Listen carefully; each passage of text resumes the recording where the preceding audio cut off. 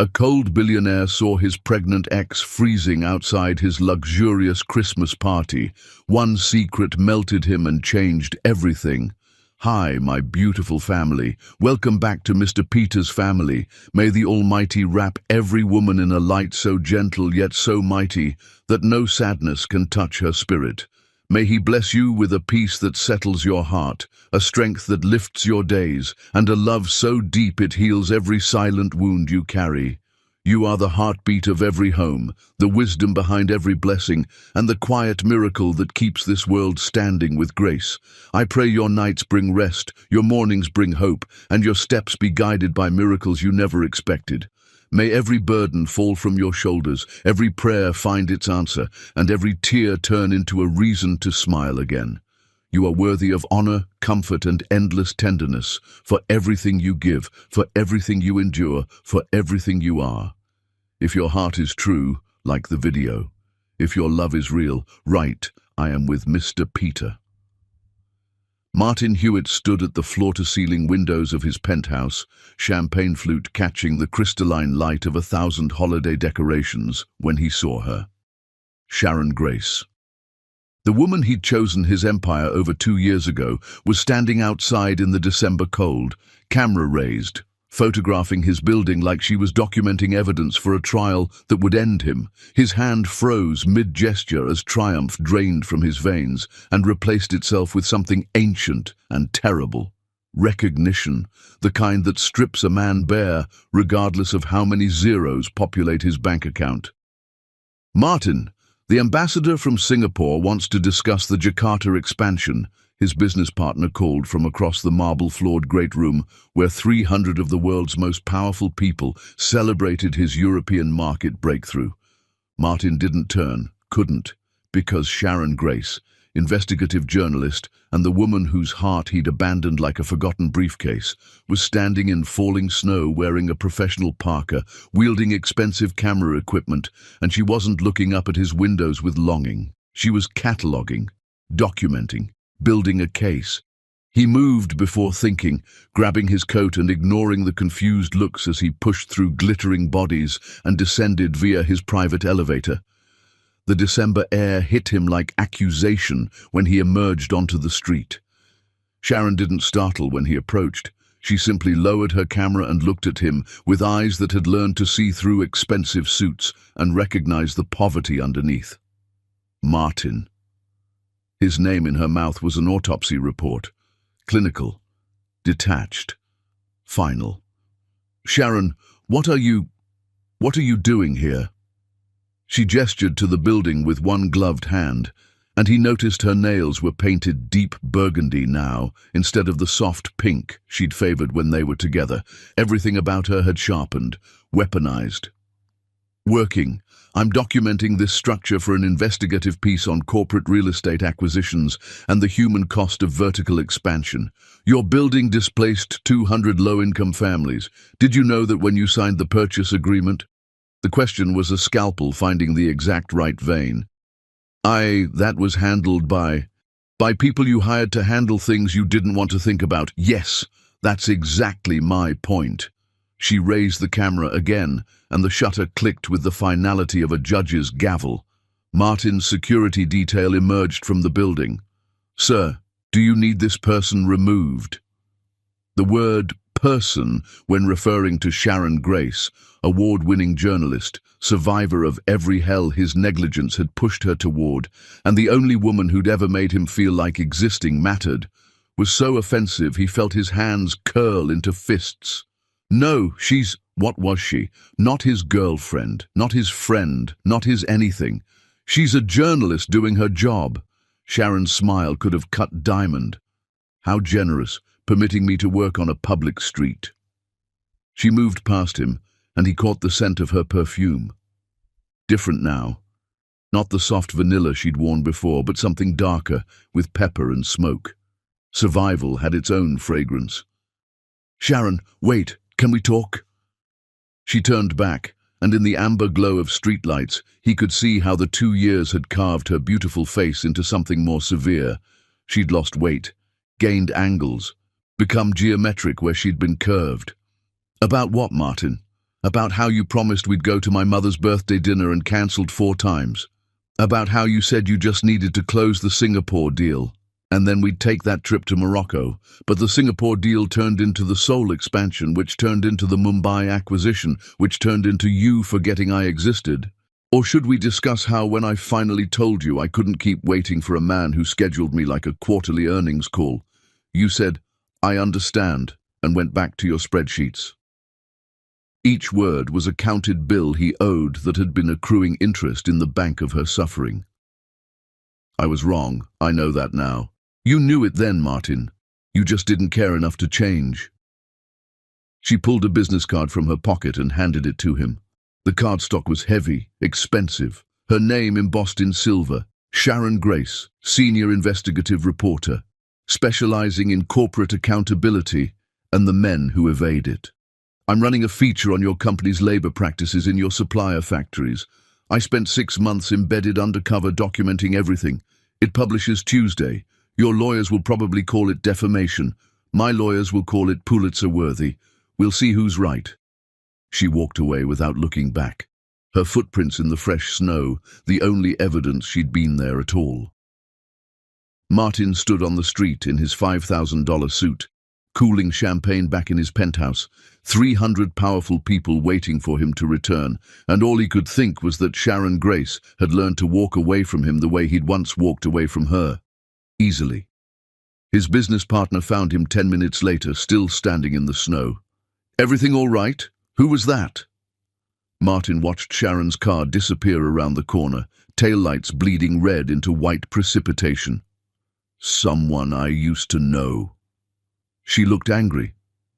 She looked like she knows me better than I know myself. And she's right. He returned to his party, but the champagne tasted like ashes and every conversation felt like noise, because Sharon Grace wasn't standing in his snow trying to get back into his world. She was standing in his snow preparing to expose what that world had cost everyone he'd stepped on while climbing toward it. And the most terrifying part was realizing she wasn't here for revenge. She was here for justice, which meant his name was just one entry in a ledger of men who'd mistaken ambition for virtue and wondered why the people they'd loved learned to document rather than forgive. Chapter 2. Some ghosts don't haunt you. They publish your sins in 10,000 words. The article went live at 6 in the morning on a Tuesday, and by the time Martin's assistant brought him coffee at 8, his phone had recorded 217 missed calls. The headline, "The Human Cost of Hewitt Consolidated, How One Billionaire Built His Empire on Broken Promises," sat at the top of every major news aggregator, trending globally with the kind of velocity usually reserved for celebrity deaths and political scandals. Sharon hadn't just written an exposé, she'd written an execution.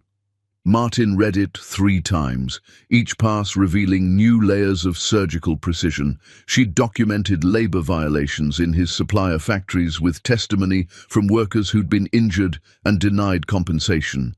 She'd traced his real estate acquisitions to displacement of vulnerable communities.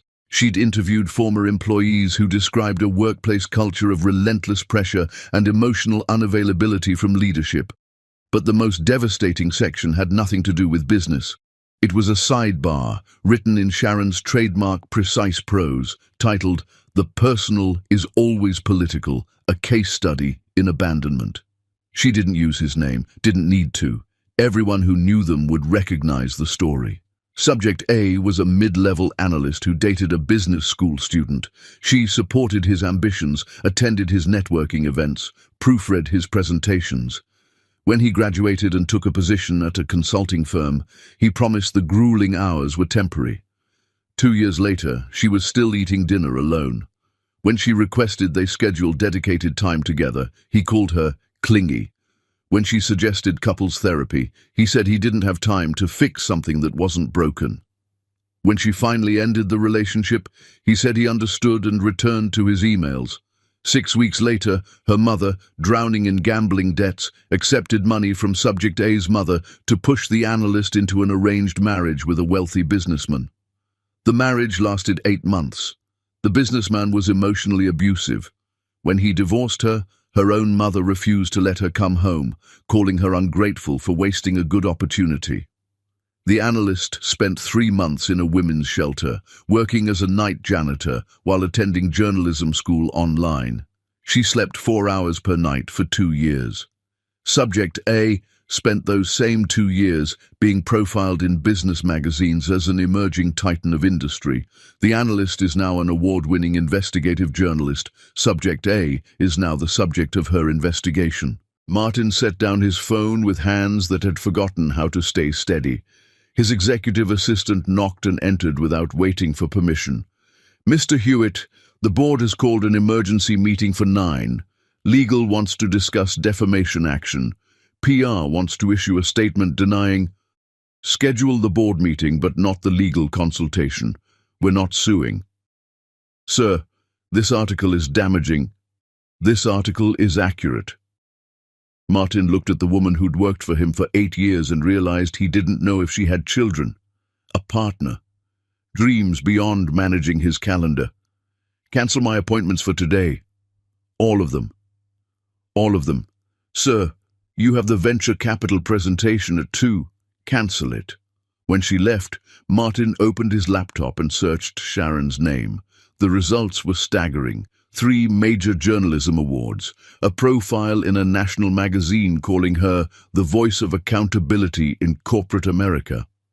A photograph from her journalism school graduation where she looked exhausted and triumphant simultaneously, holding her degree like a weapon she'd forged in fire. While he'd been celebrating his European expansion last year, she'd been graduating top of her class from the shelter she'd called home. The board meeting was carnage. 7 members demanding legal action, his CFO suggesting they discredit Sharon by questioning her sources, his head of PR proposing a counter-narrative about vindictive ex-girlfriends. Martin let them talk for 30 minutes before speaking. "Everything in that article is verifiable fact. Our labor practices were exploitative. Our real estate acquisitions did displace families. I did deprioritize relationships for business advancement. Suing her won't change the truth. It'll just confirm we're exactly what she documented, people who choose profit over accountability." "So, what do you propose?" his CFO demanded. "We just accept this? Our stock price dropped 6% this morning. I propose we fix it. Every violation she documented, we remedy. Every worker injured, we compensate. Every policy that prioritizes margins over human dignity, we rewrite. That will cost. I don't care what it costs. Implement the changes." The room erupted. Martin stood, ending the meeting through the force of vertical authority that hierarchy still respected even when logic didn't. His mother called at 4 in the afternoon. Vivian Hewitt, former socialite and current board member, sounded like someone gargling broken glass mixed with old money condescension. "I assume you've seen the character assassination that bitter little journalist published. Her name is Sharon Grace, and it wasn't character assassination. It was documentation. She's destroying you because you had the sense to prioritize your career over some needy girl who wanted to play house. I told you then she wasn't suitable. You told me a lot of things, Mother. Most of them were designed to create the son you wanted instead of helping the person I actually was. Don't you dare blame me for your romantic failures. I don't blame you for the failure. I blame you for teaching me that people were obstacles to success instead of the point of it. Sharon saw through that. I didn't. That's on me." He ended the call. By evening, social media had turned his name into a trending topic. TikTok videos mocked him with side-by-side photos. Martin at galas, while Sharon was homeless. Twitter threads compiled his business magazine quotes about sacrificing personal comfort for professional excellence next to descriptions of her shelter experience. Someone had even created a viral video set to melancholic piano music, scrolling through the timeline of his rise and her suffering. The comments were brutal poetry. Imagine being so mediocre at being human that the woman you abandoned becomes more successful exposing you than you ever were exploiting people. He chose profit margins over the woman who's now exposing his profit margins. The irony is chef's kiss. Sharon Grace is what happens when you underestimate someone. She didn't get mad. She got credentialed, investigated, and published. Queen behavior. Martin didn't try to respond, didn't issue statements, just sat in his apartment, suddenly too large, too empty, too full of things he'd purchased instead of memories he'd made, and understood that Sharon Grace hadn't come to his building seeking reconciliation. She'd come to show him exactly what he'd become while she was busy surviving what he'd helped create. And there was no legal team expensive enough to defend against the truth. Chapter 3.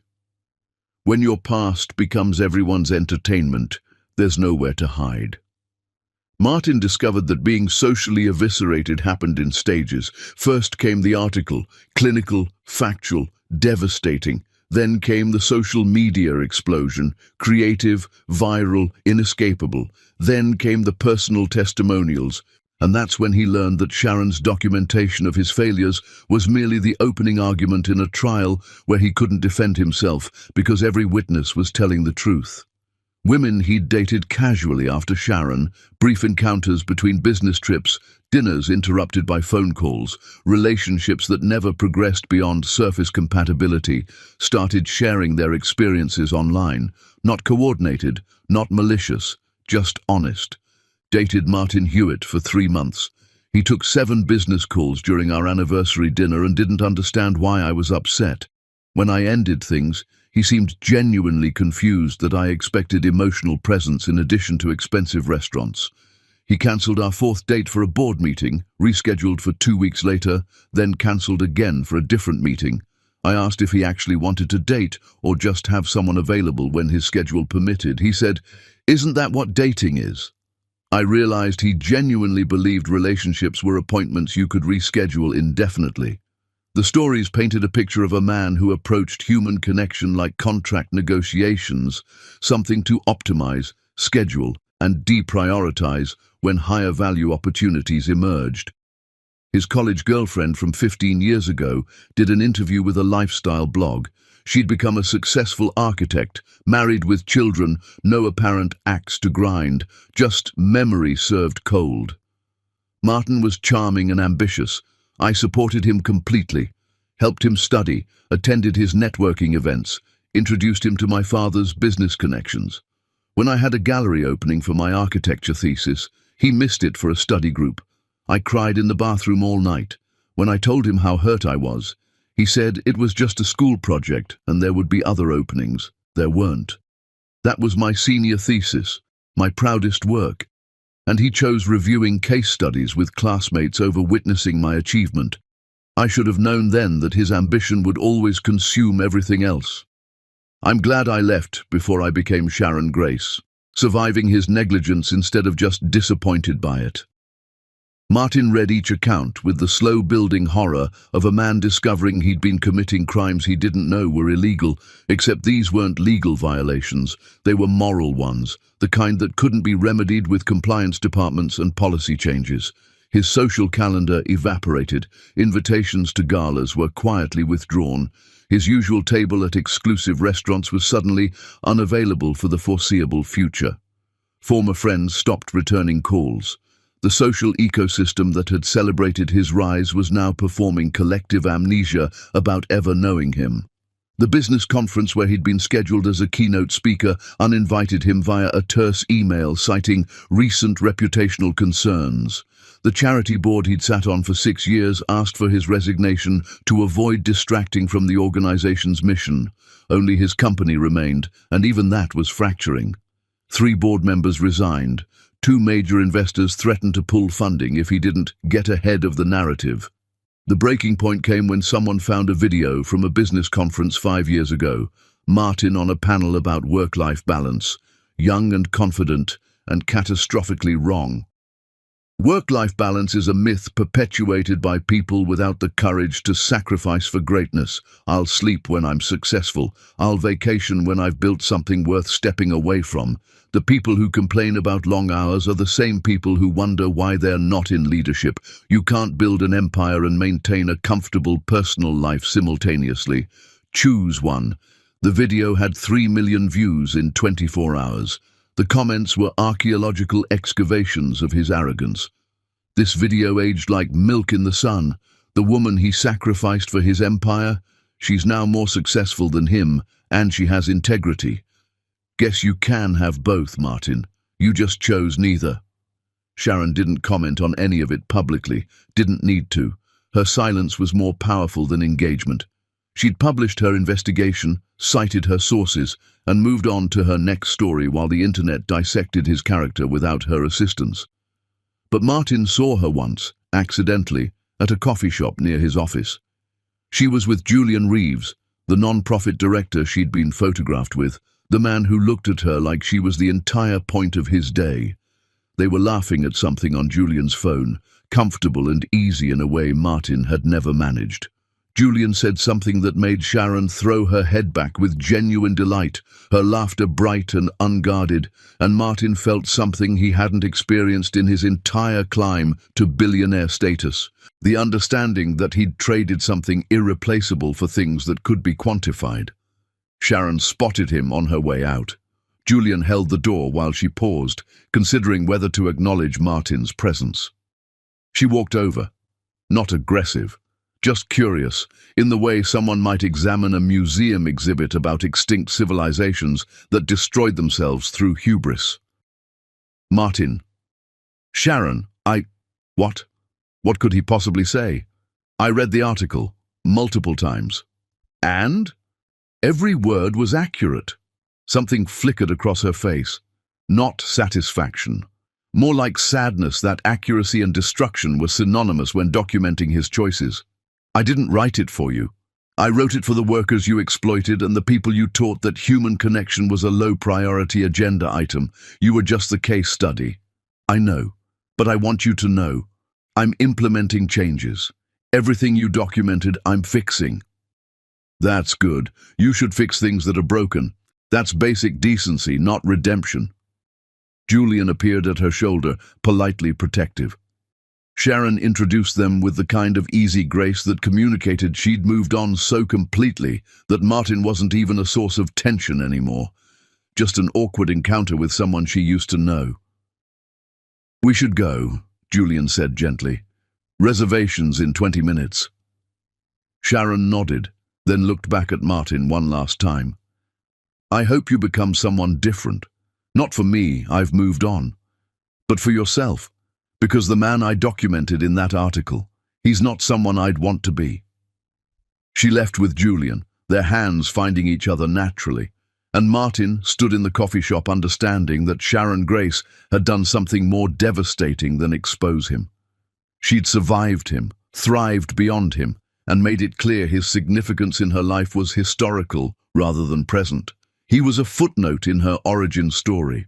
The villain she'd defeated by becoming successful enough to document his failures without needing his validation to matter, and that truth hurt more than any social media roasting possibly could. Chapter 4. Forgiveness isn't owed to men who finally notice you're magnificent.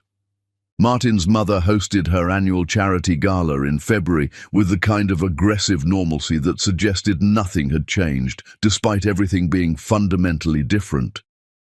The event benefited women's entrepreneurship, an irony so thick Martin could have spread it on toast, and Vivian had always treated the evening as a showcase of Hewitt family philanthropy rather than actual charitable concern.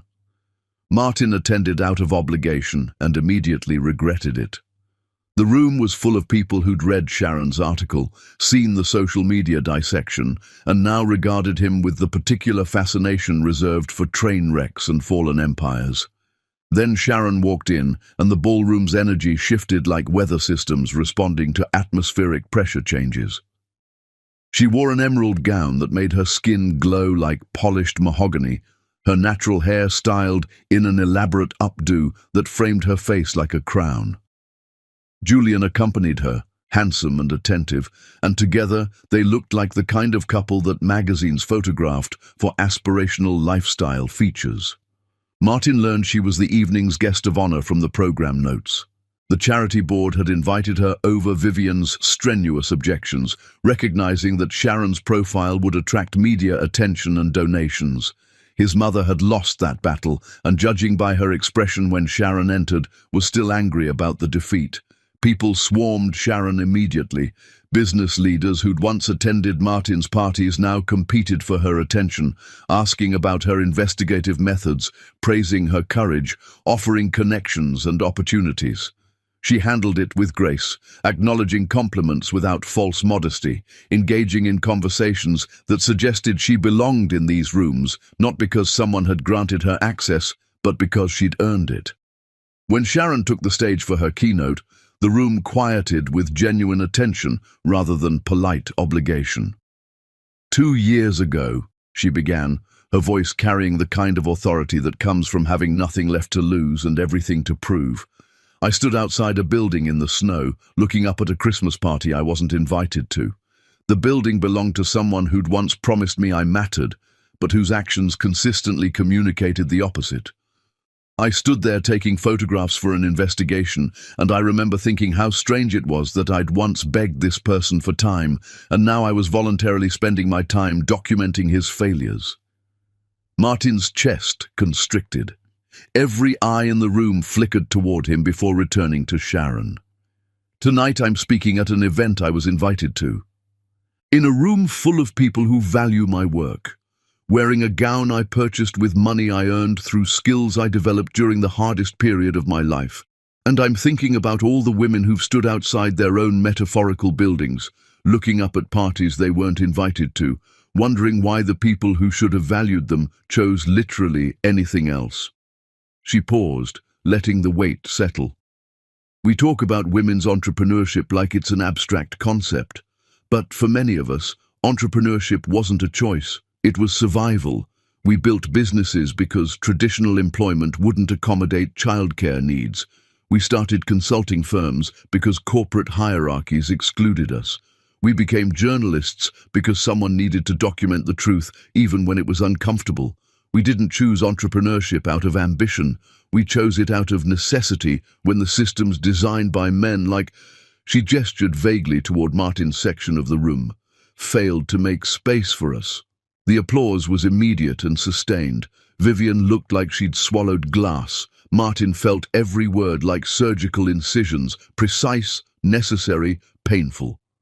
Sharon continued for 20 more minutes, weaving statistics about women's economic participation with personal narrative about rebuilding from abandonment, creating a speech that was simultaneously academic and deeply human.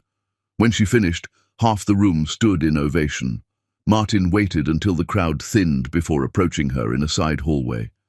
Sharon was alone briefly, checking her phone, and looked up when his shadow fell across her path. That was a powerful speech. Thank you. Polite. Distant. The tone you'd use with a stranger who complimented your shoes. I wanted to apologize. Martin, stop. She held up one hand, and her nails were still that burgundy color that looked like controlled violence. I don't want your apology. I don't need it. I don't accept it. What I want is for you to understand that you're not the main character in my story anymore. You're context. You're the before. I'm living in the after, and it's infinitely better without you trying to insert yourself into it with apologies that make you feel better, but do nothing for me. I'm not trying to make myself feel better. Yes, you are. That's what apologies are when they come after someone becomes too successful to ignore. They're not about remorse. They're about ego management. You're sorry I documented your failures publicly. You're not sorry you committed them privately. Julian appeared, 2 champagne flutes in hand, and offered one to Sharon, with the kind of casual intimacy that spoke of inside jokes and late-night conversations and all the small moments Martin had considered too insignificant to prioritize. Everything okay? Julian's question was directed at Sharon, not Martin, which was its own form of dismissal. Fine. Martin was just leaving. Martin should have left. Would have, if not for the desperate need to understand how Sharon had become this person, armored and magnificent and completely beyond his reach. How did you do it? How did you survive what happened and become this? Sharon's smile was archaeological, something preserved from before she'd learned that survival required weaponizing competence. I didn't have a choice. When you have nothing left, you either die or build. I chose building. Every day I chose building. And eventually I built something so solid that men like you couldn't knock it down even when you tried. Which you didn't, because you forgot I existed. So I built in peace, and now my foundation is stronger than your empire ever was, because mine is constructed from necessity rather than ego." She walked away with Julian, leaving Martin in the hallway, understanding that he hadn't just lost Sharon. He'd lost the opportunity to ever know the person she'd become. That version of her was built specifically in opposition to the environment he'd created, which meant he couldn't exist in proximity to her evolved self without contradicting the conditions that created her. Near the bar, he encountered Sharon's friends, 3 women who regarded him with the collective energy of a jury that had already reached a verdict.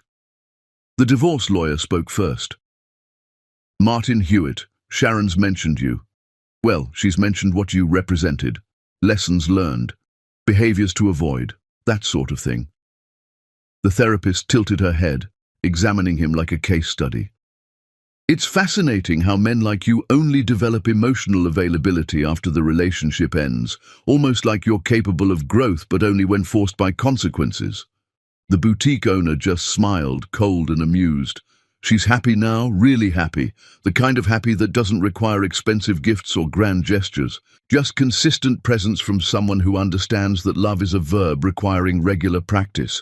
You should try that with your next relationship, if you're capable of learning. They left him standing alone with his drink, and Martin understood that Sharon hadn't just moved on. She'd built an entire community of women who'd survived men's negligence and created something better in the aftermath. He wasn't their villain. He was their cautionary tale, the one they referenced when teaching each other what to avoid. And somehow that was worse than being hated, being forgotten as anything other than a mistake someone else had learned from. Chapter 5. The price of redemption is everything you built while running. Martin didn't announce his reforms with press releases or grand statements. He started by reading every worker testimony Sharon had cited in her article, every injury report his HR department had filed and forgotten, every complaint that had been marked resolved without actual resolution. He spent 2 weeks doing nothing but reading, and by the end, he understood why Sharon's article had been merciful. The reality was worse than she'd documented. Workers injured and fired for missing shifts during recovery. Single mothers passed over for promotions because they might need flexible schedules. Supplier factories he'd never visited because the cost savings were too attractive to question. A culture where employees learned to suffer silently because speaking up meant being labeled not a team player. Martin started with the smallest changes, commissioned independent safety audits at every facility, instituted anonymous reporting systems, real ones, not the performative suggestion boxes that previous management had installed and ignored, increased base wages by increments his CFO called fiscally irresponsible. Then he did something his entire career had trained him to avoid. He visited a supplier factory personally. The facility was in an industrial zone 2 hours outside the city. The building was legal, technically, met minimum safety standards technically, but walking through it, seeing workers operating machinery in conditions he wouldn't tolerate for his office furniture, breathing air thick with chemical residue, taking bathroom breaks on timers, made Martin understand that legal and ethical occupied different universes. He returned to his office and expanded healthcare coverage to include supplier employees. His board requested an emergency meeting. This will cost millions, then it costs millions. Over 6 months, Martin implemented comprehensive labor reforms, living wages that exceeded market rates, healthcare that covered families, profit-sharing structures that distributed wealth beyond executive compensation, parental leave policies that didn't penalize women for biology. The pushback was immediate and brutal. His CFO quit, calling the changes emotional decision-making. 2 board members followed within days. Major investors filed formal complaints about breach of fiduciary duty. Martin's stock portfolio lost 40% of its value in those 6 months. The business magazines that had once profiled him as an emerging titan now ran pieces about his costly moral awakening and questioned whether conscience was compatible with capitalism. His mother called on a Tuesday evening, her voice sharp with aristocratic fury. "You're destroying everything I taught you to build, everything I sacrificed to create. You taught me that people were obstacles, that relationships distracted from legacy, that winning justified any cost. I learned those lessons perfectly, Mother, so perfectly that I destroyed the one relationship that mattered and built an empire on suffering you taught me to consider acceptable collateral damage. That journalist has poisoned you. Sharon didn't poison me. She held up a mirror, and I'm looking at what stared back. You're dismantling your legacy. I'm dismantling your legacy. Mine doesn't exist yet. I'm trying to build one that doesn't require other people's suffering as its foundation." He ended the call. The board meeting happened on a Thursday morning. The conference room felt different now, less like a temple of capitalism and more like a tribunal. The chairman opened with projections: revenue down 18%, operational costs increased by regulatory compliance beyond legal requirements, market capitalization decreased from investor exodus, stock price dropping daily. "These reforms are financially unsustainable," the chairman concluded. "We're asking for your resignation effective immediately, with a 6-month transition period to new leadership." Martin looked at the 9 faces around the table, people he'd worked with for years, built relationships with, trusted with his company's direction. None of them would meet his eyes except one, Octavia Sterling, the newest board member who'd joined last year after selling her tech startup. "Before you vote," Martin said quietly, "I want you to understand what you're actually voting on. You're not choosing between profit and principle. You're choosing whether this company's legacy is built on exploitation or integrity. Sharon Grace's article wasn't propaganda, it was documentation. Every violation she cited was verifiable fact. We built this by externalizing costs onto vulnerable people and calling it operational efficiency. I'm not destroying our legacy, I'm correcting it. And if you can't support that correction, then your resignation would be more appropriate than mine." The chairman bristled. "You're being unreasonable. I'm being accountable. There's a difference." The vote was 7-2 in favor of his resignation. Only Octavia and one other member voted to keep him. Martin cleaned out his office that afternoon, his employment at the company he'd built ending with a cardboard box of personal effects and a security escort to ensure he didn't access sensitive files. The media coverage was predictable, half calling him a martyr for corporate responsibility, half calling him a naive idealist who'd destroyed shareholder value through emotional decision-making. Sharon's publication ran an analysis piece: Martin Hewitt's Reforms, Genuine Change or Damage Control. She didn't write it, but the piece interviewed skeptical workers and concluded whether Hewitt's reforms represent authentic transformation or elaborate reputation management remains to be seen. Time will tell if his commitment outlasts the news cycle. Martin read it and understood. She wasn't giving him credit because credit required sustained proof beyond initial gestures. He sold his penthouse apartment and moved to a modest 2-bedroom in a less exclusive neighborhood, sold his luxury car and bought something practical, liquidated his art collection, wine cellar, watch collection, all the status symbols that had meant everything and nothing simultaneously. With the proceeds, he established a foundation funding education for workers displaced by corporate restructuring. Not in his name, anonymous. Because one thing Sharon had taught him through her absence, redemption wasn't performed for audiences. It was practiced in rooms where no one was watching. Weeks became months. Martin's former business associates stopped returning calls. His mother published an op-ed calling him a cautionary tale of how weakness masquerading as morality destroys generational wealth. His social media mentions oscillated between admiration for his apparent growth and skepticism about his motivations.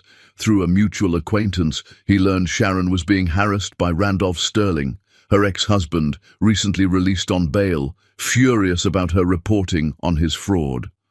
Randolph was using wealth and connections to intimidate her, filing frivolous lawsuits, sending threatening messages through intermediaries. Martin still had information on Randolph from their overlapping business circles, but using it would require a choice he'd spent his entire career avoiding, choosing what was right over what was strategic. He sat with that decision for 3 days before making it.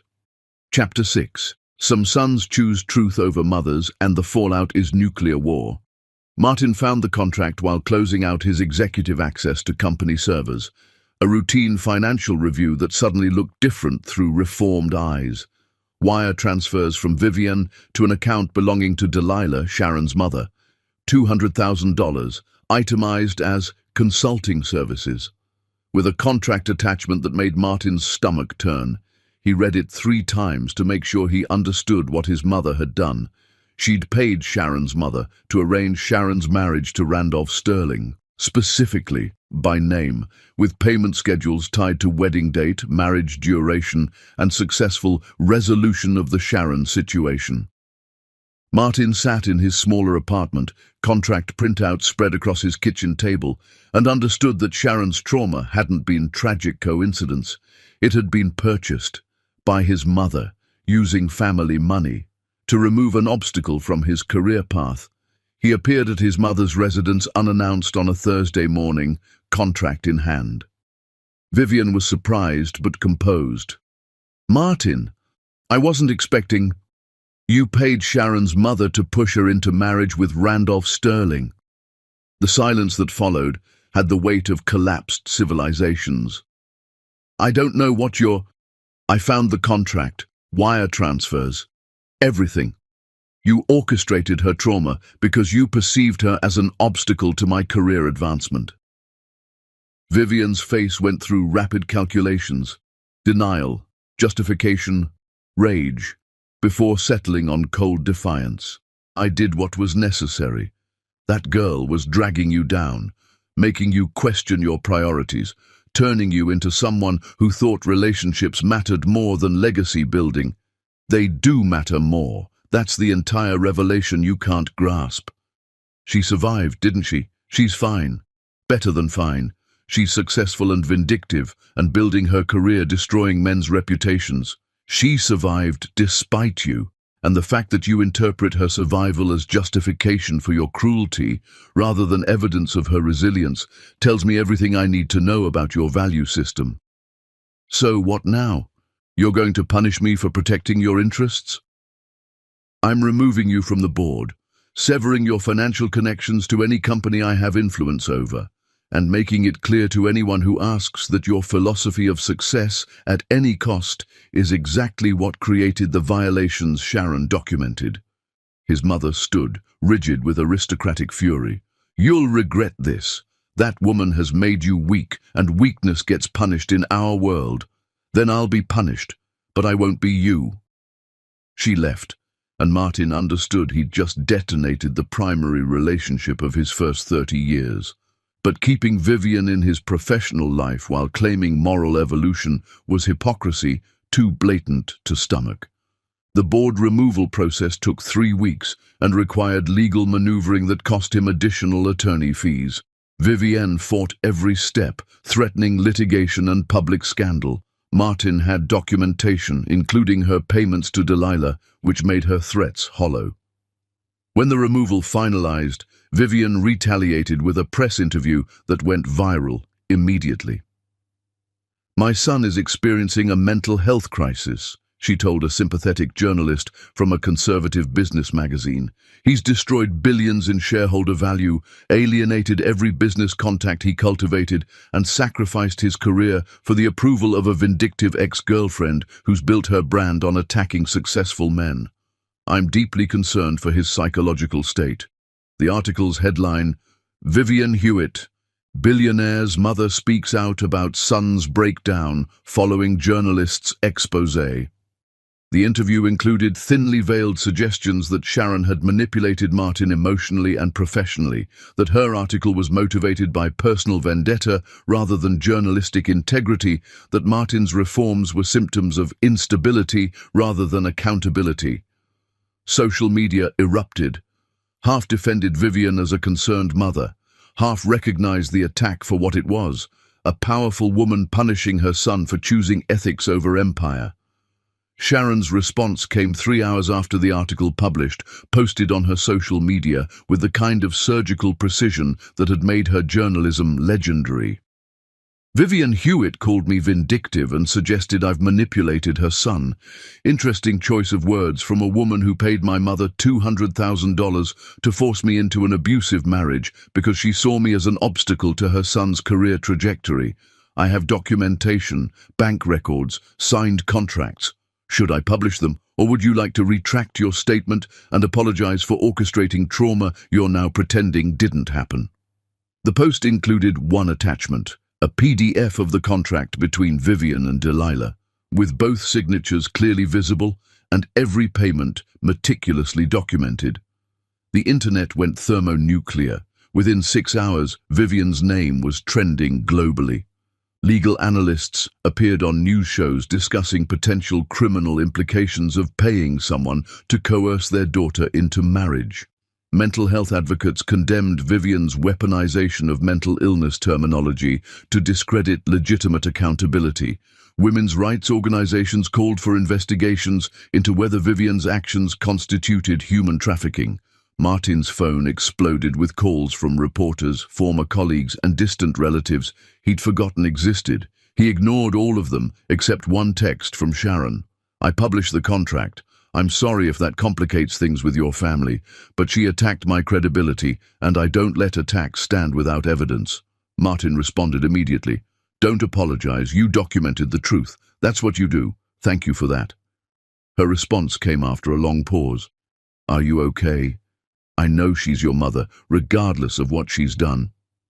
"I'm better than okay. I'm free. She can't hurt me anymore because I've chosen truth over her approval. That's the best inheritance she never intended to give me." 3 days later, Vivian published a second statement through her attorney, a retraction of her comments about Sharon and a terse acknowledgement that personal matters were handled inappropriately years ago. No apology, just legal maneuvering to avoid lawsuits. But the damage was irreversible. Vivian's reputation, built on decades of charity galas and social positioning, crumbled under documentation that she'd trafficked a young woman for convenience. Her board positions at other companies requested her resignation. Her social circle contracted to only those willing to overlook paying someone to destroy their child's relationship. Martin's relationship with his mother died that week, not with confrontation, but with silence. She stopped calling. He stopped hoping she'd develop conscience. They existed in separate worlds connected only by biology and a shared history of her teaching him everything wrong about success. Sharon's publication ran a follow-up article about Vivian's actions, contextualizing them within broader patterns of wealthy families, treating working-class individuals as obstacles to be eliminated rather than humans with agency. The piece was devastating and meticulously researched, citing the contract as primary evidence while interviewing other women who'd experienced similar coercion from wealthy families. Martin read it twice, understanding that Sharon had done something remarkable. She'd taken her personal trauma and transformed it into journalism that protected other women from similar exploitation. She'd weaponized her survival into systemic change, and she'd done it without needing his permission, validation, or involvement, which was exactly as it should be. Late one evening, after the media firestorm had subsided into background noise, Martin received a text from Delilah, Sharon's mother, whom he'd never met, but whose signature shared space with his mother's on a document that had changed Sharon's life. "I'm in therapy now. Sharon and I are rebuilding our relationship. It's slow and hard, and I don't deserve her forgiveness. But I want you to know, I'm sorry. For taking that money, for failing my daughter, for being part of your mother's cruelty. I can't undo it, but I'm trying to become someone who wouldn't do it again." Martin saved the message but didn't respond. Delilah's redemption wasn't his to validate. That was between her and Sharon. but it reminded him that change was possible even for people who'd committed terrible betrayals. The question wasn't whether people could change, it was whether they'd put in years of work when no one was watching to become different than they'd been, and whether the people they'd hurt would ever trust that change was genuine. Martin was discovering that the answer to the second question mattered less than the commitment to the first. Chapter 7. The man who learned to beg did it on his knees, publicly. The Business Ethics Conference invitation arrived in September with institutional legitimacy suggesting someone believed Martin had something valuable to contribute beyond serving as a cautionary tale. He almost declined. Public speaking now felt like performance art, where he was both actor and subject. But the conference organizer's note was persuasive. "We don't want you to defend yourself. We want you to tell the truth about how corporate culture creates men who treat people like spreadsheet line items. Most speakers at these events preach about ethics they've always practiced. You can talk about ethics you learn to practice after devastating consequences. That's more valuable." Martin accepted. Prepared no notes. Just stood on a stage in front of 300 business leaders and decided that if he was going to exist publicly, he'd exist honestly. "I'm not here to talk about my company's reforms," he began, voice steady despite hands shaking in his pockets. "I'm here to confess." The room quieted with the particular silence that precedes revelation. "For 15 years I built an empire on one principle: success justifies everything. I didn't count costs because other people paid them. Workers injured in my supplier factories that I never bothered to visit. Families displaced by my real estate acquisitions that I never questioned. A woman who loved me and asked for time I considered too valuable to waste on emotional maintenance." He paused, finding his breath in the stifling conference center air. "I had a partner, not a business partner, a life partner. She asked me to prioritize our relationship. I told her I was building our future through my career success. She asked for consistency. I gave her cancellations and reschedulings. She asked if I could make space for both ambition and connection. I told her she was being unrealistic about what building empires required." The audience was completely still now, and Martin recognized several faces that had once been in his business network, back when he had a business network. When she finally left, I felt relieved, unburdened, free to focus on what I'd convinced myself mattered. I didn't follow up, didn't check on her, didn't care that I'd heard through acquaintances she was struggling, because in my mind, struggling meant she lacked my work ethic and vision. His voice cracked, and he didn't hide it, didn't smooth it over, let 300 people see him break. She ended up in a shelter. I ended up in Forbes. And I told myself those outcomes were logical extensions of our different priorities. She prioritized relationships. I prioritized results. The market rewarded me and punished her, which I interpreted as proof I'd been right all along.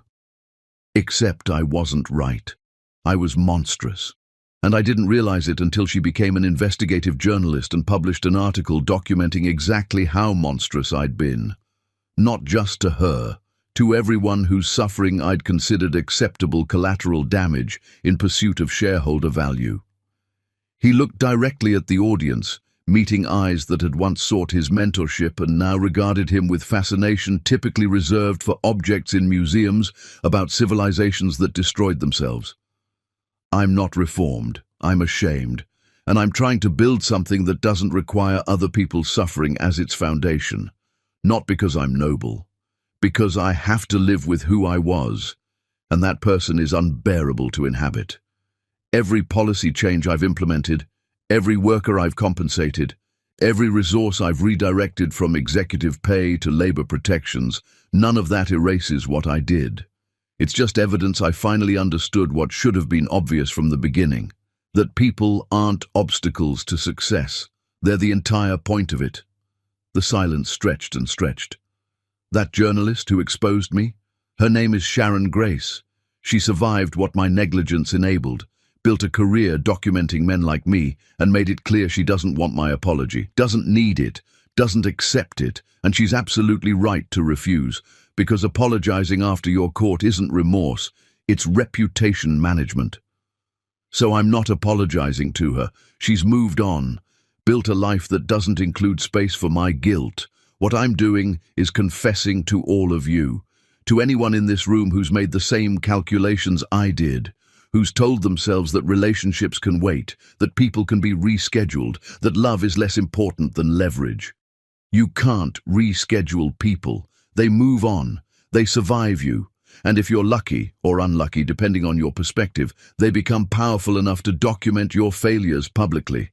Sharon Grace didn't destroy me, she revealed me, and that revelation is the most valuable thing anyone's ever done for me, because it made continuing to be that person impossible. He stepped back from the microphone, and the applause that followed was confused, not celebratory, just acknowledgement that they'd witnessed something rare. Complete honesty about failure without self-protective caveats or redemption narrative framing. The speech went viral within hours, 25 million views by midnight.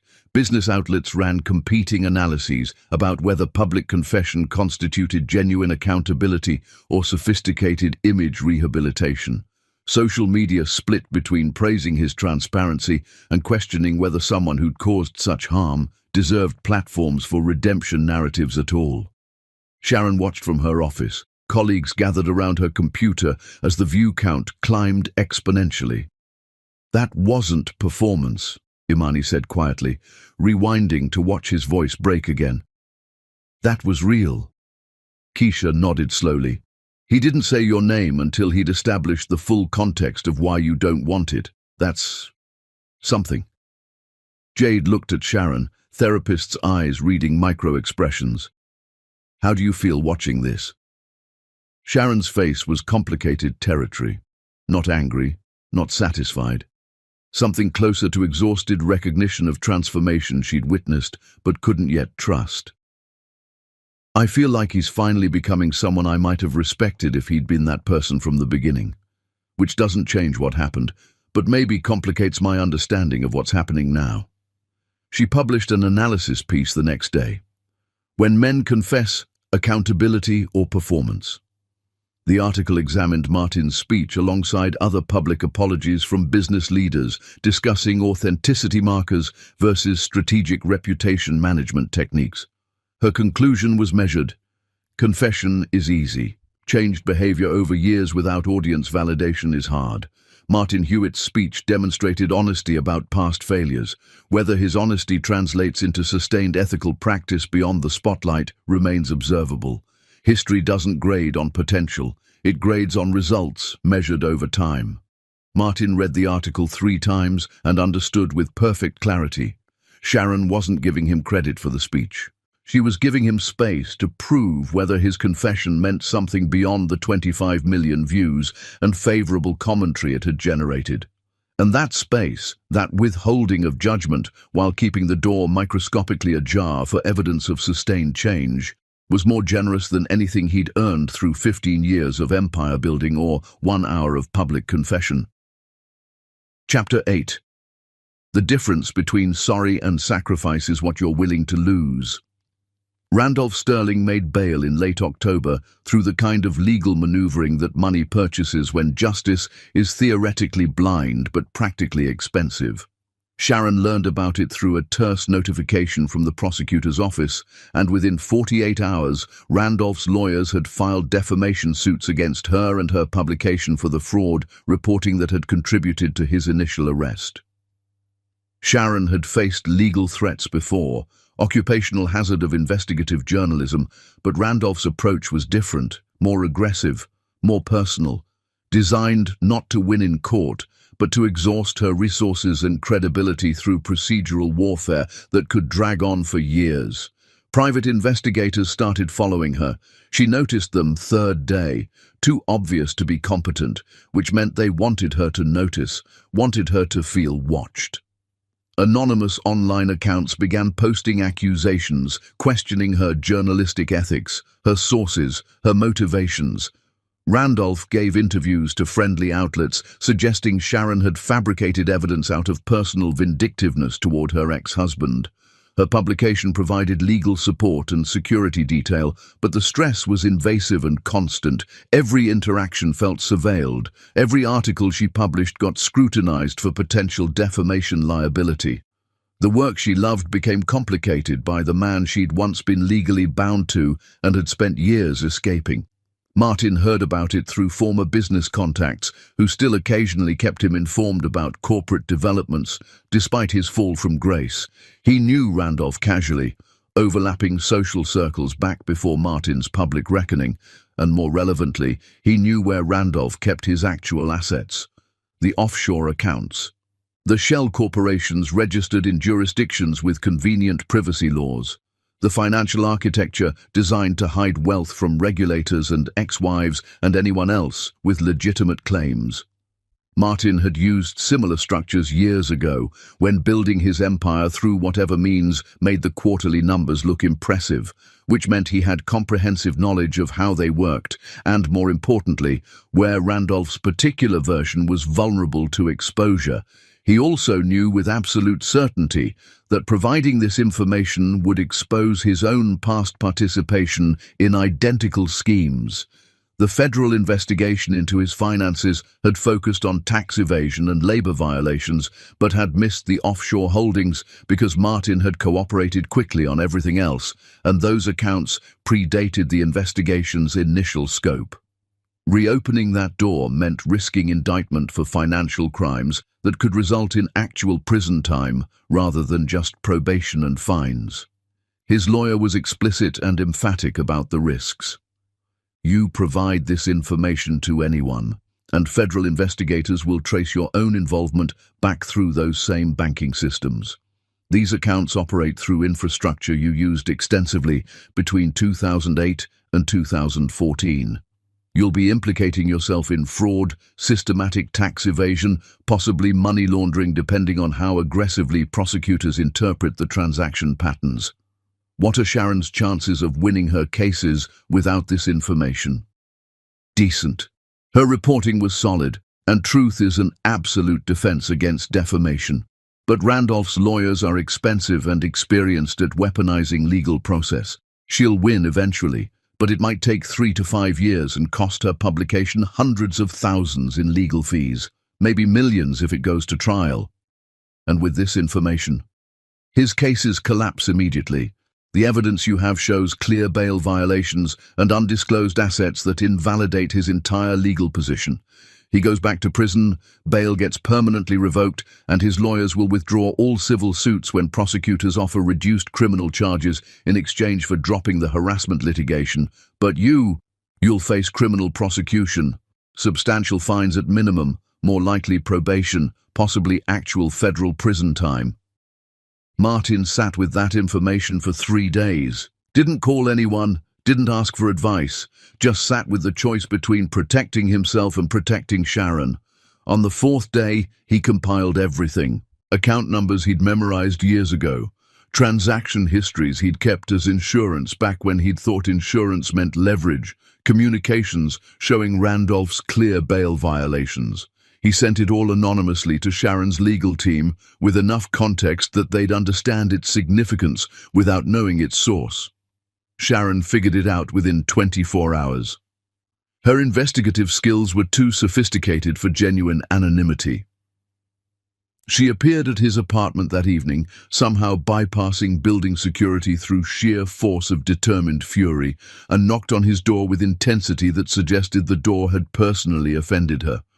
Martin opened it to find Sharon looking simultaneously exhausted and incandescent with anger.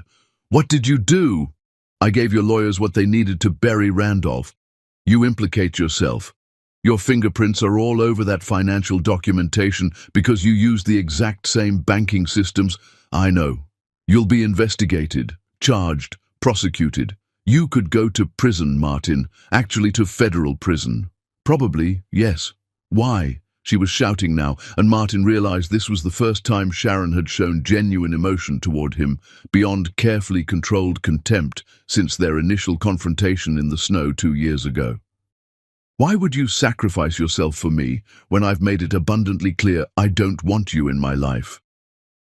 Martin's voice broke, and he let Sharon see every crack in the facade he'd maintained through public confession and financial ruin and the slow dismantling of everything he'd once thought made him valuable. Because 2 years ago, when you needed me, I had spreadsheets to review, conference calls to take, deals to close, and you ended up in a shelter while I was celebrating acquisitions in five-star hotels. I can't undo that. Can't rewind time and choose you when it would have actually mattered. But I can choose you now, even when the cost is everything I have left. Especially when the cost is everything I have left. That's not logical. That's not even strategic. No, it's not. It's the complete opposite of every calculation I made for 15 years, and maybe that's exactly the point. Maybe sacrificing something irreplaceable when no one's watching and you'll never get credit is the only way to prove you finally understand what irreplaceable actually means. Sharon stared at him, and Martin watched her process information that contradicted the narrative she'd built where he remained eternally, reliably selfish. I don't need you to save me. I've been saving myself for 2 years. I'm quite good at it by now. I know you don't need me, but you shouldn't have to fight battles alone when I have weapons that could help, and I'm choosing not to use them just to protect myself. Not because it makes me feel better about the past, because it's the right thing to do, and I've spent too long choosing smart over right. You're an idiot. Yeah, probably. But I'd rather be an idiotic person who helped than a calculating person who protected himself while watching you suffer again because I decided my comfort mattered more than your safety. Sharon left without another word, but she didn't return the information. She kept it. Randolph's legal cases collapsed within 2 weeks.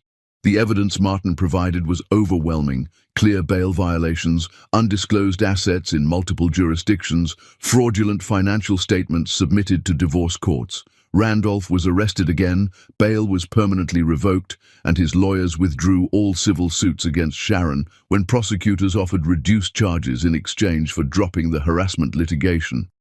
Sharon was vindicated completely and publicly. Federal investigators came for Martin on a cold November morning. The media coverage was immediate and predictable. Martin Hewitt faces new criminal investigation, and Hewitt's redemption arc includes federal charges. But something unexpected happened that Martin hadn't anticipated. Workers from the companies where he'd implemented reforms, people he'd never met personally, whose names he didn't know, started defending him publicly. They gave interviews to local news stations without any coordination or encouragement. Mr. Hewitt took pay cuts so we could have healthcare that covered our kids. My son needed surgery last year, and the old insurance policy wouldn't have covered it. The new policy did. That's the difference between someone who talks about change and someone who implements it even when it costs them everything.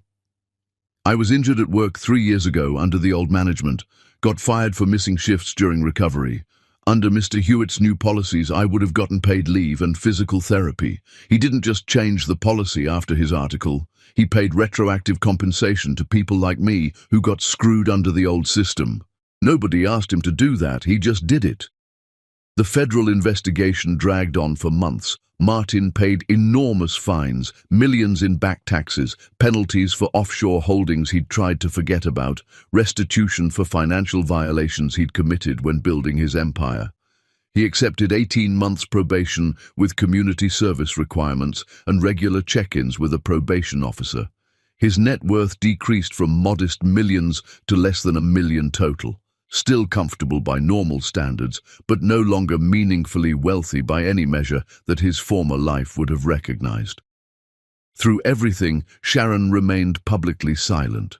No articles, no social media posts, no acknowledgement that Martin had sacrificed himself to protect her legal position. Until late one night, 3 months into Martin's probation, his phone buzzed with a text from her number. The number he'd never deleted despite knowing she'd blocked him years ago and had probably forgotten he still had it saved. "Are you okay?" Martin stared at those 3 words, the first direct contact Sharon had initiated in over 2 years, and felt something crack in his chest that had been calcified by guilt and loneliness, and the understanding that he deserved both. "I'm not wealthy anymore. I'm under probation. I'm unemployable in my old industry. But yeah, I'm okay. Better than I was when I had everything except self-respect." Her response came immediately, like she'd been waiting for his reply. Good. Then, after a pause long enough that Martin thought the conversation had ended, "You didn't have to do that. Sacrifice yourself for my legal battles." "I know I didn't have to, but I wanted to. Not for credit, not for forgiveness, not to make myself feel better about the past, because it was the right thing to do, and I'm trying to learn how to recognize the right thing and then actually choose it even when it costs me everything." Another long pause. Martin could see the typing indicator appear and disappear 3 times before her response finally came through. "I don't forgive you, Martin, but I acknowledge you've changed. That's something." Martin exhaled slowly, understanding in that moment that something from Sharon Grace was more valuable than absolution from anyone else, more valuable than his former billions, more valuable than any redemption narrative he could have constructed for public consumption. "That's more than I deserve. Thank you for acknowledging it." "Don't thank me for basic observation, just keep being different. That's harder than one sacrifice. That's the actual work." "I will, for as long as it takes to prove it's genuine, for the rest of my life if that's what it takes." Sharon didn't respond again that night, but she didn't block him either, and Martin understood that this, Sharon considering whether he'd changed enough to exist in her peripheral awareness without causing pain, whether he'd sustained transformation long enough to warrant reconsideration as something other than the villain in her origin story, was progress measured in molecules rather than milestones, but molecules still mattered when you were trying to rebuild atomic structure from nothing, especially when you'd spent years building empires while ignoring that human connection had its own fundamental physics that couldn't be violated without consequence. Chapter 9. The moment you stop needing an ending is when one becomes possible. 6 months passed after Martin's investigation concluded. 6 months of rebuilding on a fundamentally different scale, consulting for ethical businesses that actually wanted ethics rather than reputation management, living in his modest apartment, discovering that days without board meetings and acquisition negotiations were paradoxically both longer and more substantial than the frantic schedule that had once defined his existence. He'd sold everything except genuine necessities by this point, donated most proceeds to organizations supporting women leaving domestic violence situations and workers displaced by corporate restructuring. His apartment was modest, his car was practical, his wardrobe consisted of actual clothing rather than status symbols with designer labels. Sharon's career had achieved stratospheric trajectory during those same months. Her investigative show was renewed for a 2nd season with expanded budget and creative control. Her book about corporate accountability became a bestseller, spent 12 weeks on major lists, got optioned for a limited series. She was invited to speak at conferences globally, her analysis cited in congressional hearings and policy discussions about labor reform and business ethics. They'd had no contact beyond that single text exchange after his investigation. Martin followed her career from careful distance, watching her build something magnificent from the ashes of what his negligence had burned. He dated no one, had no interest in dating anyone, focused entirely on becoming someone whose stated values actually aligned with his daily actions instead of contradicting them. The call came on a Tuesday evening in late April. Delilah's number appeared on his phone screen. Sharon's mother, whom he'd never spoken to directly, but whose signature shared space with his mother's on a document that had altered Sharon's entire life trajectory. "Mr. Hewitt, this is Delilah, Sharon's mother. I apologize for bothering you, but I didn't know who else to call."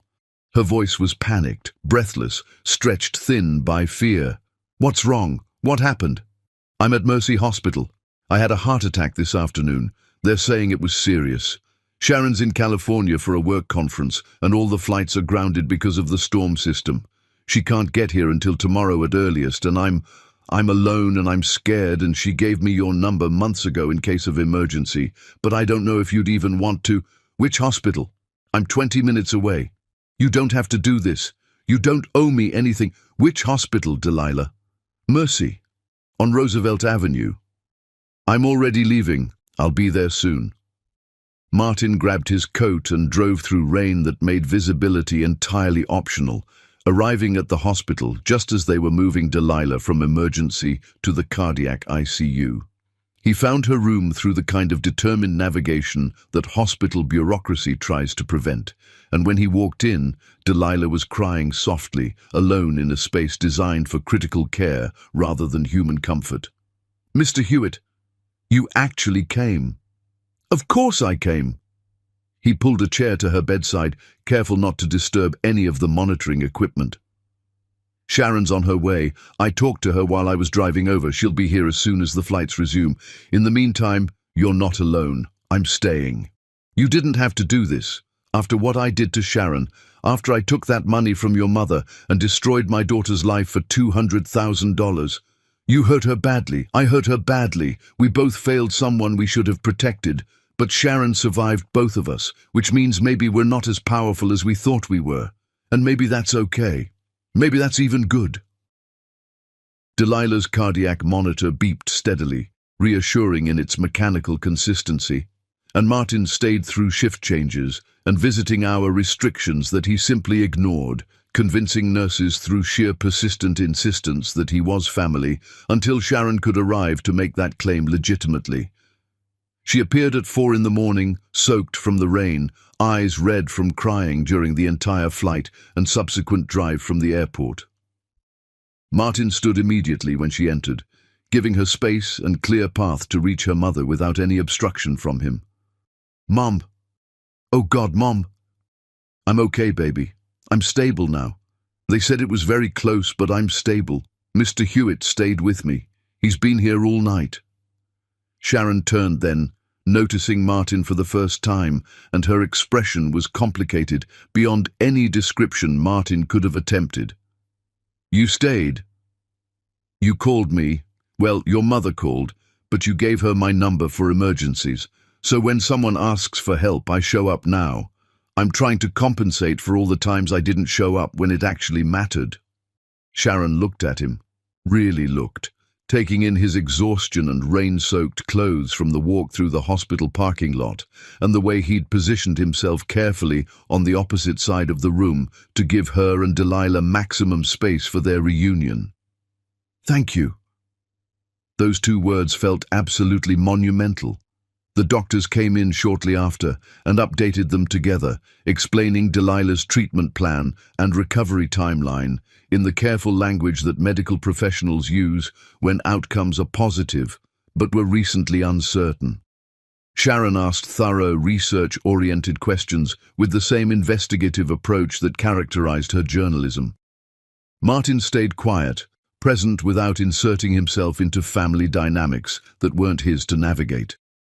When Delilah finally fell asleep under the influence of medications, Sharon gestured Martin toward the hallway. They stood near a vending machine that probably hadn't been restocked since the previous administration, both of them exhausted beyond measure, and the fluorescent lighting made everything feel simultaneously surreal and harshly illuminated. "You could have just called me, told me what was happening. Your mother was scared and alone. She needed someone physically present, not just a voice on the phone telling her you were coming eventually." "But why you specifically? Why did she even have your number?" Martin hesitated, choosing words carefully. "A few months ago, after everything that happened with my mother and yours, Delilah reached out. She was starting therapy, working on rebuilding your relationship. She asked me for perspective about making amends to someone when you don't have any right to expect forgiveness. I gave her my number in case she ever needed advice from someone who was equally complicit in causing you pain. I genuinely didn't expect her to ever actually use it, but I'm really glad she did."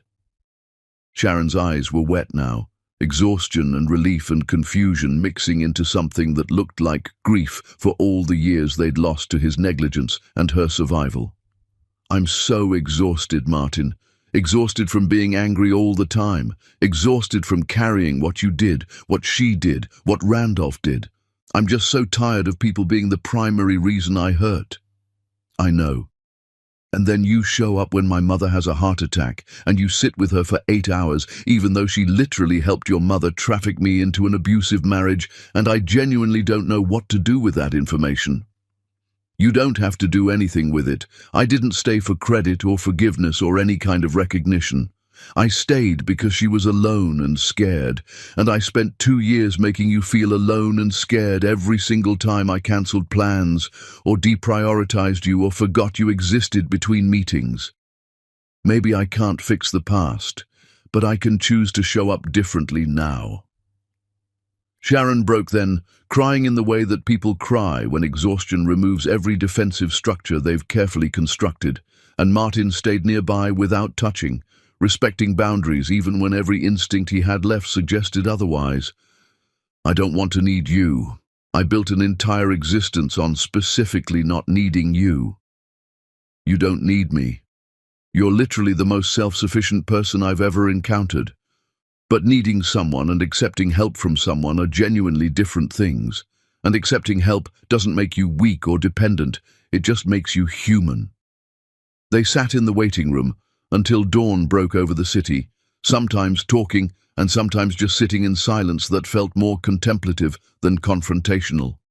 Sharon fell asleep briefly, with her head tilting toward Martin's shoulder without any conscious decision, and he remained absolutely motionless, terrified that moving would wake her and end this fragile moment of proximity that he had no right to but was grateful for anyway. When she woke up, embarrassed, Martin just smiled with exhaustion and something gentler. You needed rest. I wasn't going anywhere. You waited all night. You really didn't have to do that. I know I didn't have to, but I wanted to. Because 2 years ago, when you needed me to wait, to be patient, to prioritize you over literally anything else, I couldn't be bothered. So tonight, I had nowhere more important to be than right here. Over terrible coffee and mediocre toast at a 24-hour diner across the street from the hospital, they talked, really talked, for the first time without anger or professional distance, mediating every single word. Why didn't you fight for me? 2 years ago when I ended things, why didn't you try to stop me? Martin considered lying, considered offering some explanation that would make him seem less terrible in retrospect, chose brutal honesty instead because that's all he had left to offer. Because I genuinely didn't understand what fighting for someone looked like. I thought working harder, making more money, building the empire, that was how I demonstrated love and commitment. I didn't comprehend that love is presence first and provision second, that showing up consistently matters infinitely more than providing expensive things. And by the time I finally understood any of that, you were already gone, and honestly, I didn't think I deserved any kind of second chance after failing you so comprehensively. You didn't deserve one. I know. But I'm trying to become someone who would have deserved it originally, even if that transformation means never actually getting another chance with you. Even if I'm doing this work just to become someone I can tolerate inhabiting. Sharon was quiet for a long time, processing. I'm not ready for this, for us, for whatever this could possibly be. I know you're not ready. But I'm not saying never anymore. Martin's breath caught audibly in his chest. I'm saying maybe, very distant maybe, extremely conditional maybe that's dependent on you continuing to be this person instead of performing this person until I trust you enough and then reverting to who you were before. I'll be this person for the rest of my life, Sharon, whether you're in my life observing it or not, because going back to who I was isn't even possible anymore. That person is uninhabitable now. Over the following week, Martin visited Delilah daily while Sharon was managing work obligations and trying to maintain some semblance of her career momentum. He didn't do it for credit or to insert himself into Sharon's life through proximity to her mother. He did it because Delilah needed company during recovery, and Martin had learned that showing up mattered more than grand gestures or expensive demonstrations. Sharon noticed, didn't comment on it directly, but she started texting him updates about her mother's condition and occasional medical questions, and those texts felt like trust measured in increments too microscopic to name but too significant to ignore or dismiss. On the day Delilah was finally discharged, Sharon asked Martin to help transport her mother home. They drove in careful silence, Delilah in the back seat watching her daughter and the man who'd once broken her daughter's heart navigate proximity like diplomats negotiating fragile peace treaties. At Delilah's apartment, after ensuring she was settled with everything she needed for recovery, Sharon walked Martin to his car in the parking lot. "Thank you for this entire week, for showing up. You don't have to thank me for doing what any decent person would do. I do have to thank you, because you didn't have to do any of it, and you did it anyway without asking for anything in return." Sharon paused then, considering words carefully before speaking them. "Coffee next week, Thursday afternoon, that diner we went to. I'll be there. This isn't forgiveness, Martin. I know it's not. This isn't us dating or reconciling or any kind of romantic narrative you might be constructing. I understand completely. This is just me exploring whether we can exist in the same physical space without me hating you or you disappointing me. That's literally all I'm offering right now." "That's everything. That's more than everything." Sharon almost smiled then. Almost. "Don't make me regret this decision. I won't. I promise I won't." She walked back toward her mother's apartment building, and Martin drove home with hands shaking on the steering wheel, understanding that Sharon Grace had just offered him something infinitely precious and absolutely terrifying, the possibility that people could actually change enough to warrant genuine reconsideration from the people they'd hurt most severely. Not forgiveness, not reconciliation, not redemption, just the simple acknowledgement that history didn't have to dictate every single possible future, that the past could inform without imprisoning. That transformation, if sustained long enough and proven through consistent action rather than words, might eventually earn the right to be witnessed and considered rather than automatically dismissed. And for Martin Hewitt, who'd spent 2 years learning that redemption was measured in years of changed behavior rather than moments of dramatic confession, that acknowledgement was everything he'd been working toward without quite daring to hope he'd ever actually receive it. Chapter 10. The reunion that rewrote what endings could mean. 2 years after that first hospital coffee, Sharon Grace stood in the building where Martin Hewitt had once thrown Christmas parties while she stood outside freezing in the snow. Except now she owned the building, and tonight's gala celebrated her foundation. The irony wasn't lost on anyone, least of all the journalists who'd requested interviews about the symbolic reversal. Sharon had declined every request. The reversal wasn't symbolic. It was literal, material, and entirely intentional. She'd purchased the property when Martin's downsized company vacated, transforming it into headquarters for her foundation, supporting women rebuilding after divorce and family abandonment. Tonight was the foundation's annual fundraiser. Christmas again, full circle. Snow was falling outside the same floor-to-ceiling windows where Martin had once stood looking down at her with champagne in hand while she documented his building for an investigation. Martin had been invited, not by Sharon, but by Delilah, who now directed the foundation's counseling programs and maintained that everyone deserved to witness the work their failures had inadvertently inspired. Sharon had initially protested the invitation, then realized her protest was about control rather than genuine objection. If she was truly past what Martin had done, his presence shouldn't threaten her carefully constructed equilibrium.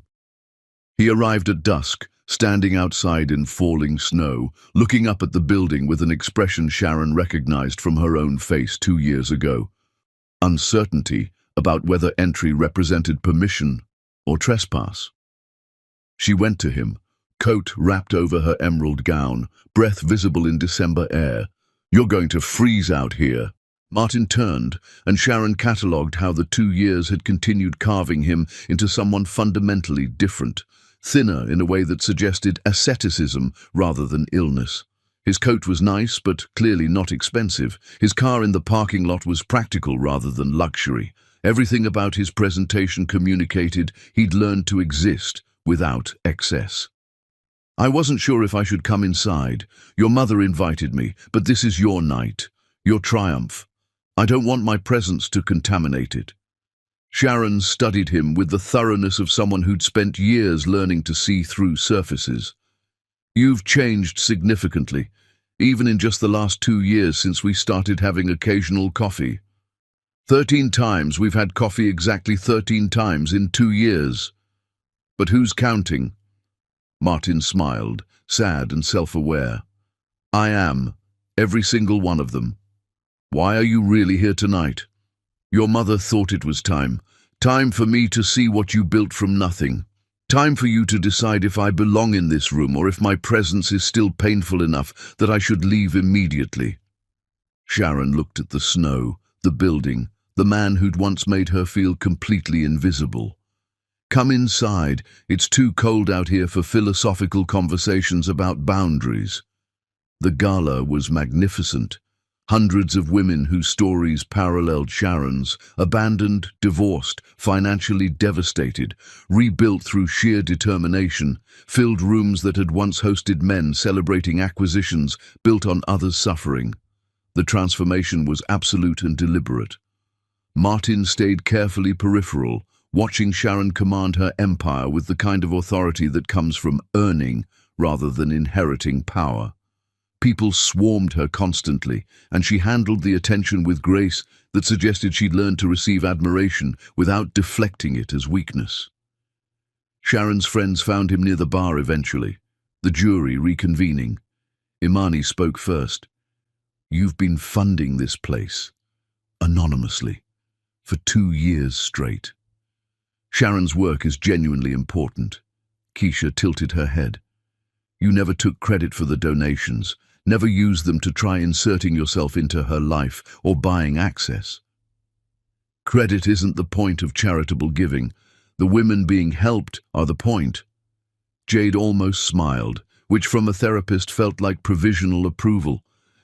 2 years of consistent behavior is a meaningful sample size for evaluating pattern change. We've been watching closely. When Sharon took the stage for her keynote, the room quieted with genuine respect rather than social obligation. Her speech was powerful, weaving economic statistics with personal narrative about rebuilding from abandonment.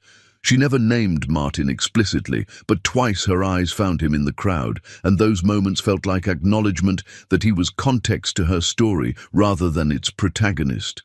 We talk about redemption like it happens instantaneously. Someone apologizes, and we're supposed to forgive immediately. But redemption is years. It's someone demonstrating through sustained action that they've fundamentally changed their value system. And here's what I've learned. Forgiveness isn't required. Ever. We don't owe forgiveness to anyone, regardless of how much they've changed or how long they've worked at transformation. She paused, and the room held its collective breath. But acknowledgement, acknowledging that someone has genuinely put in the work, that they're measurably different than they were, that's something we can choose to give, not for them, for ourselves, to release the weight of who they were and make space for who they might be becoming. The applause was sustained and heartfelt. After, as guests mingled, Martin didn't approach Sharon, just existed in her space without demanding attention, which felt like growth measured in restraint. Near midnight, as crowds thinned, Sharon found him in a corridor lined with photographs of women the foundation had helped. You stayed the entire evening. You said I could come inside. You didn't specify departure time. I genuinely didn't know if you'd actually come tonight. Your mother invited me, and beyond that, I wanted to see what you built, wanted to witness your triumph, even if I could only do it from the margins. And you're magnificent, more magnificent than I ever understood when I had the privilege of being in your life the first time. They stood in silence that felt less like conflict and more like two people figuring out if they could occupy the same space without destruction. I don't forgive you, Martin. I know you don't. I don't know if I ever will. That's completely acceptable. But I acknowledge you've changed, truly, fundamentally changed. And I'm tired of carrying anger about who you were when I can clearly see who you're trying to be now. What is possible between us? Sharon took a breath. I genuinely don't know. That's what makes this terrifying. We don't have to figure it out tonight. No, but we do have to be honest. What do you actually want, Martin? Martin had prepared for this question for 2 years and still felt completely unprepared.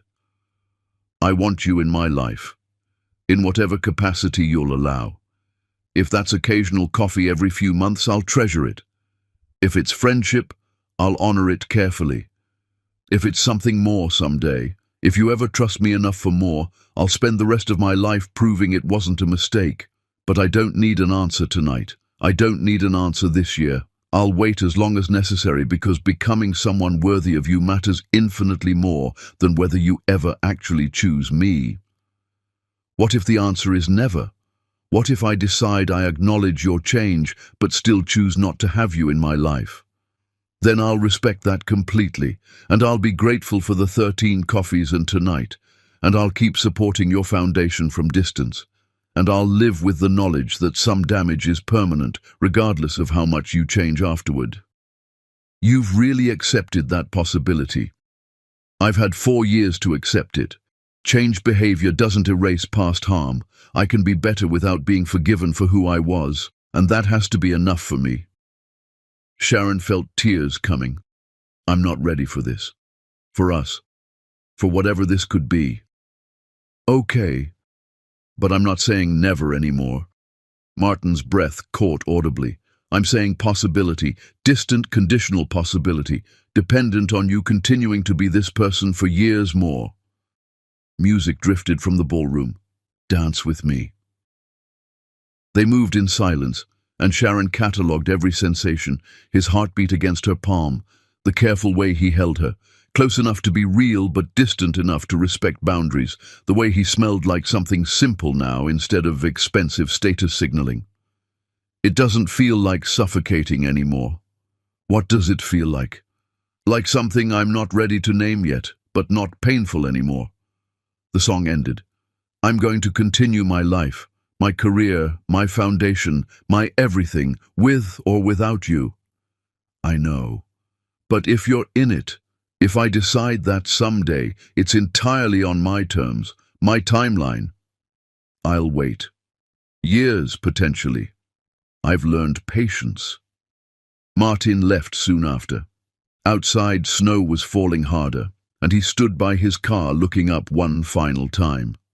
Sharon appeared in the window, the same window where he'd once stood looking down, and when their eyes met across distance, she raised her hand. One small wave, not a promise, just acknowledgement, the beginning of possibility, and Sharon watched him leave without pain for the first time in 4 years. Just curiosity about whether the man he'd become could sustain himself long enough for her to trust his change was permanent rather than performed. She turned from the window to find her friends watching. So? Imani asked. So we'll see. Maybe yes. Probably complicated, but possible. When did you become someone who gives second chances? Sharon smiled, small and private and genuine. When I realized second chances aren't about who someone was. They're about who you're becoming. And I'm becoming someone who doesn't let the past write every future. I write it. And maybe that future has space for someone who finally learned people matter more than empires. The snow fell on a building she owned, on a life she'd built, on a future she was writing, and for the first time since Martin Hewitt broke her heart 4 years ago, Sharon Grace wasn't standing in the cold, looking up at someone else's party. She was inside her own empire, deciding whether the man who once left her freezing had finally earned the warmth of her world.